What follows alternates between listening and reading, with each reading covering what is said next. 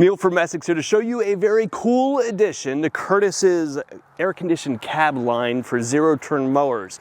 Some years ago, Curtis came out with this cab, initially offering it on the Kubota ZD series, then moving into John Deere and now into Ferris. This is not the first time that you've seen one of these mowers. For me, however, I had a little bit of a misfortune. I'm going to tell you about that briefly here today and show you some of the changes that have happened on these cabs over the last 2 or 3 years since they've been out, and talk a little bit about the application differences, the performance differences that I have found between the Ferris iteration of this cab and the Kubota iteration. Essex, a helping hand with your land. All of last season, my mowing chores were done with a Kubota ZD series diesel zero-turn mower with the glorious air-conditioned cab sitting on top of it.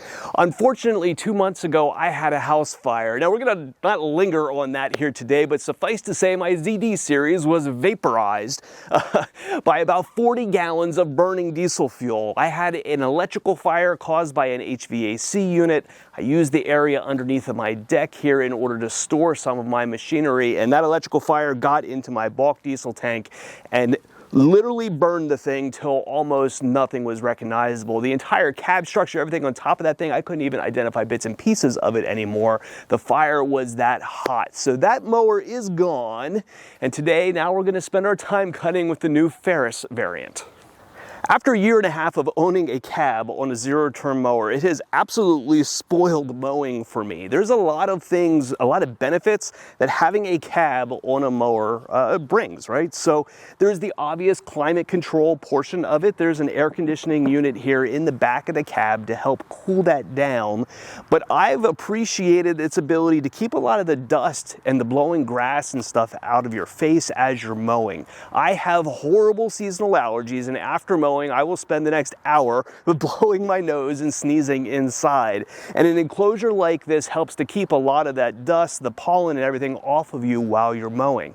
I also appreciated it in the kind of moving into the winter time. We sometimes mow here into the end of November, and it gets a little chilly at that point, and having an enclosure around you does enable you to go out and mow more comfortably kind of in that shoulder season. So you have all those benefits there. There's the climate control, but for me personally, I appreciate the pollen and dust protection that this brings almost even more than that. Now, this cab is only offered for 3 different zero-turn models, and that is because every one of these has to be customized to follow the contours of the frame of the machine. On the Ferris variant, they support this on 2 different engine options. When you look at zero-turn mowers, there's almost a frustrating amount of options out there for machines because they're offered in so many different configurations of engine. This air conditioning pump system can be run on either the 40 horse EFI, which is the one that I have here, or the 35 horse carbureted version. Either one of those is going to be able to run the air conditioner compressor. In order to get the power from the engine over on this unit, it drives off the top side of the engine with a belt over to a compressor unit that sits off the side. Looks a little bit different than the one that was done on the Kubota diesel with that engine and a horizontal shaft engine rather than a vertical shaft engine. The configuration of those pieces was done a little bit differently, but this certainly gets the job done. But looking at it, I was a little surprised at first to see a pulley bolted onto the top of the engine, and not typically what you're going to expect. Now, as I said, there's a lot of things on these cabs that are customized to the specific machine, and there are some differences on this than the Kubota that I had before. One difference is that you can't really get out the right-hand side of this one where I could on the Kubota. Because the Kubota uses a hydraulic deck lift, it doesn't have the pedal and height adjustment system down here on the right-hand side, so you can easily get out both doors. This, though, they almost could have not even had a door over here because you have a large step on this side in order to get out. You're much better off getting out the left-hand side of the machine. Probably the primary complaint that I would have by having a cab on the machine is the lack of rearward visibility. These are now an acrylic so that you're able to see through them. They did also add these mirrors onto the front of the cab. My original one did not have these. These mirrors, though, are a complete and utter joke. They do very little to really be able to improve your rearward visibility. They're not concave at all to give you a wide wide perspective, and when you're sitting in the seat looking up at this small mirror, it's hard to see anything that is really greatly useful to help you when backing up. I do laugh when I look at one of these and I see work lights on the front and a windshield wiper. It is a cab after all, and it does extend the time that you're able to use your machine. You can add lights onto any mower to be able to mow in the dark, but in this case these are going to come along with the cab with some nice switches on the inside to be able to flip them on and off. And believe it or not, I have used the windshield wiper before. You can mow in surprisingly wet conditions and get a fine cut in your lawn. You do have to deal with the clumping and sticking grass underneath of your deck. It's a good idea to wash it or scrape it out after you're done.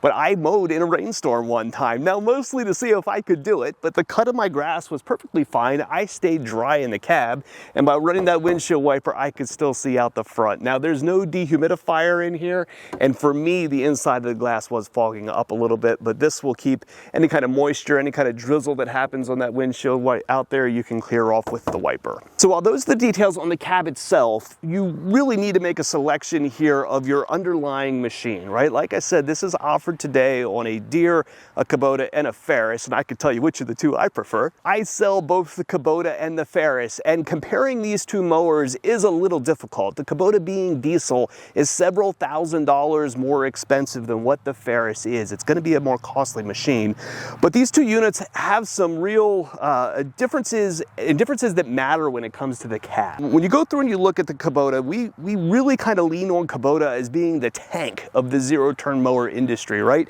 Kubota builds their own transmission. They have hydraulic clutches inside of it, shaft drive down to the mower deck, hydraulic lift diesel engines. It's a very burly zero-turn mower.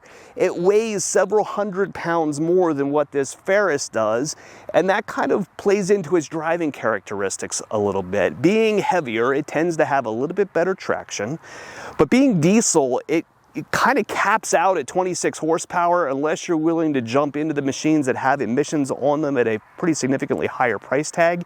And 26 horsepower in a diesel engine does only go so far.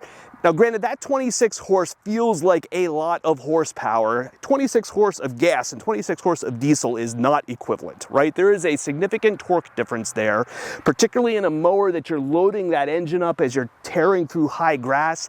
I can absolutely tell the torque difference from the diesel. It feels like a lot stronger machine than that 26 horsepower leads you to believe. However, when you're able to get a machine like this in 40 gas horsepower, there is a definite power difference there. And this being a lighter machine with a much bigger engine and an air conditioner and stuff strapped to it, overall, this is the more powerful option compared to the Kubota diesel. Now that said, while it is a lot more powerful, it is also vastly more thirsty than what the Kubota is. The fuel economy of this engine is terrifying sometimes. I can barely mow my yard twice on one tank in the side of the machine. I'm constantly pouring fuel into it. It burns well over 2 gallons an hour versus the diesel that would have been significantly less than 1, probably in the 3/4 of a gallon to 1 gallon an hour compared to this at over 2. So the fuel economy difference there is very real, but granted, this machine is producing more horsepower, it's doing more work, and so it's going to need a little bit more fuel. So there's some significant differences there. Also on the Ferris, kind of the calling card of this company, the one thing that makes them different than most of the other mowers out there in the industry is the suspension. And the suspension is important. It actually does work. It's not just some kind of marketing ploy out here. This machine is faster than most because you can stay in that seat, be planted in the machine while the suspension takes up a lot of the bumps and rough areas in your yard. It really does work. Gives you a much better ride. It's not nearly as hard on your body either. When you're driving along and that wheel falls down into a hole, there's a linkage there that lifts the mower deck up to compensate. Now that does help take care of some of the undulations from moving through your yard, but I would say that I got a flatter and more consistent cut out of the Kubota than this that was bouncing around a little bit as it goes. Not to say that this doesn't cut well, it absolutely does. The Kubota just had a little bit nicer finish to it at the end because of that fixed rigid frame. So those are some of the differences that I found. I wouldn't say that one is necessarily right for every person. For most of my residential uses, I would say the fuel economy does bug me a little bit. I prefer the diesel for that reason, but the Ferris is probably a little bit nicer experience in terms of ride comfort and overall power and horsepower. One place this cab is a departure from the cabs that you might be used to on other equipment is the noise. Because this is an add-on cab, the noise level inside of here is quite a lot louder than what you might be used to from other equipment. Adding a cab, particularly a factory cab, onto a tractor will lower the noise of the machine. They can be well insulated in order to keep the noise from the engine and transmission out of your operating area. So you're able to run a lot of those machines without the need for headphones because they quiet the machine down. This, though, to me does exactly the opposite. Because this is bolted on top of a machine without any sound insulation underneath of it, to me the machine feels as loud or possibly even a little bit louder than operating it without the cab on it. So I always run this machine with a set of Bluetooth earphones on, listen to music while I drive, but it should be considered a requirement for being inside of here. It does not quiet the machine down. So that's a little bit about putting a cab on a zero-turn mower. No doubt this is a costly venture, right? The addition of a cab like this can not quite double the cost of a mower like this at the end of the day, but it does bring a number of added benefits that you just can't find in a number of different solutions, right? We could take a cab tractor and add a belly mower to it and give you a cost-effective, versatile machine, but nothing is going to mow your yard as quickly as a zero-turn, and the addition of a cab makes it a luxury in doing so. I have really come to appreciate it. So you'll see this a little bit more in some follow-up videos. We'll probably get outside and get it a little bit more dirty here as the year goes on. But today, just introducing you to my new Ferris with the Curtis cab.